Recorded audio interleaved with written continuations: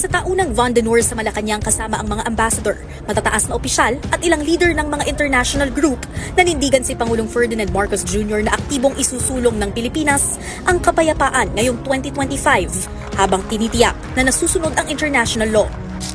Bumisita ang World Bank sa Malacanang at napayuko ang World Bank kay PBBM.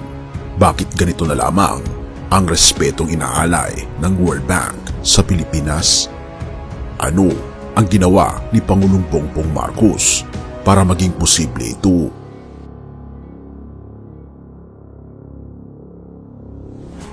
Tahimik ang kapaligiran ng Malacanang noong araw na yun. Pero sa loob ng palasyo, isang makasaysayang tagpo ang nagaganap. Ang World Bank mismo, isang higanteng institusyon sa pandaigdigang ekonomiya, ay napayukod sa harap ni Pangulong Ferdinand R. Marcos Jr. sa kanilang pagdalo sa Malacanang. Pero ano nga ba ang nag-udyok sa ganitong pagbibigay-pugay? Hindi lang ito basta kwento ng tagumpay, ngunit paano napabilib ni Pangulong Bongbong Marcos ang isa sa pinakamakapangyarihang institusyon sa mundo? Dahil ba ito sa kayamanan ng mga Marcos? May kinalaman pa rin ba ang Marcos Gold sa pagkakataong ito? Halika, atin itong pag-usapan mga kaibigan. Sa nakaraang taon, naitala ng Pilipinas ang hindi matatawarang pag-angat ng ekonomiya. Ang kita ng bansa umaabot sa record-breaking 4.42 trillion peso, ang pinakamataas sa loob ng 27 years. Pero ito ang unang hakbang lamang.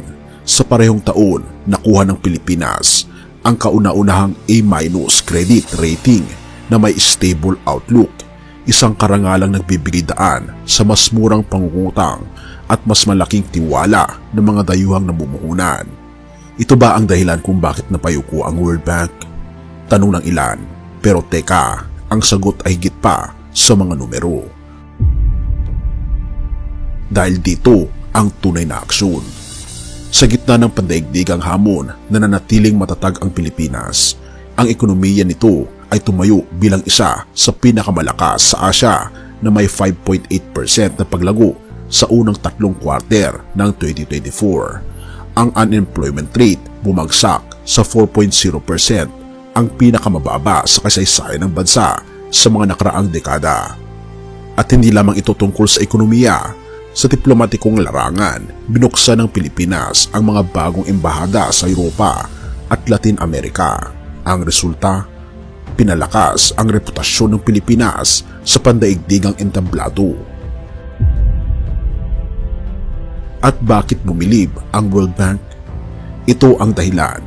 Sa harap ng mga tagumpay na ito, kinilala ng World Bank ang matalinong liderato ni Pangulong Bongbong Marcos, ang pagsusumikap na hindi lang para sa ekonomiya, kundi para sa bawat Pilipino.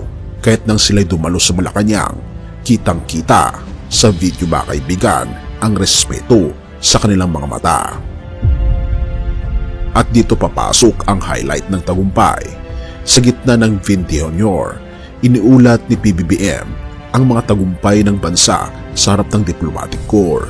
Napayuko ang World Bank sa mga pahayag ni Pangulong Bongbong Marcos nang sabihin niya, "With strong macroeconomic fundamentals, we are confident that the country will hit this year the GNI per capita range set by the World Bank to reach upper middle income country status." Pakinggan pa natin ang salita ng ating Pangulo. From an all-time high record registered in 2023 to the tune of $4,335 or 1,165 Philippine pesos.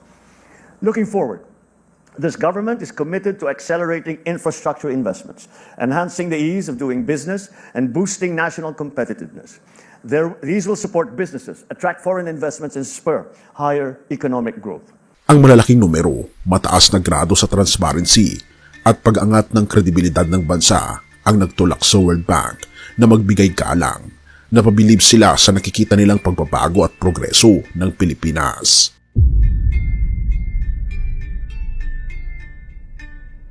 Ngunit hindi rito nagtatapos.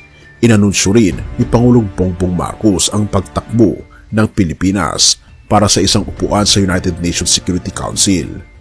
Oo mga kaibigan, Ang UNSC, ang suporta ng mga pandaigdigang kaalyado ay patuloy na dumarami dahil kinikilala nila ang kakayahan ng Pilipinas sa pagsusulong ng kapayapaan at pagkakaisa. Ang konklusyon: ang tagumpay ni Pangulong Bongbong Marcos ay tagumpay ng bawat Pilipino. Sa simpleng pananalita, ang Pilipinas ay hindi na lamang basta umaangat.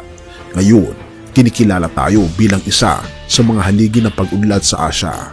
Napayuko ang World Bank, hindi dahil sa kanilang responsibilidad, kundi dahil sa taos-pusong paghanga.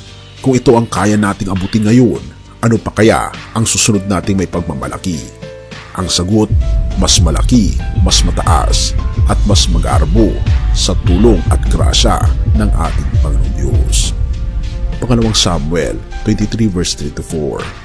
Ang matuwid ay namamahala sa takot sa Diyos, tulad ng liwanag ng umaga kapag sumisikat ang araw, tulad ng maliwanag na araw pagkatapos ng ulan na nagpapasilaw sa kabukiran. Tulad ng liwanag ng araw na nagpapakita ng bagong pag-asa, ang lider na may takot sa ating Panginoong Diyos ay nagdadala ng liwanag at pagbabago sa kanyang nasasakupan. Ang tagumpay ng Pilipinas sa pamumuno ni Pangulong Ferdinand R. Marcos Jr. ay isang patunay na ang masigasig, tapat at may paninindigang liderato ay maaaring magbunga ng tagumpay, hindi lamang para sa iilan, kundi para sa lahat. Ang pagkilala ng World Bank sa progreso ng ating bansa ay isang tanda na ang ating paggawa ay hindi nasasayang, at ito ay isang biyaya mula sa ating Panginoong Diyos na dapat nating pasalamatan.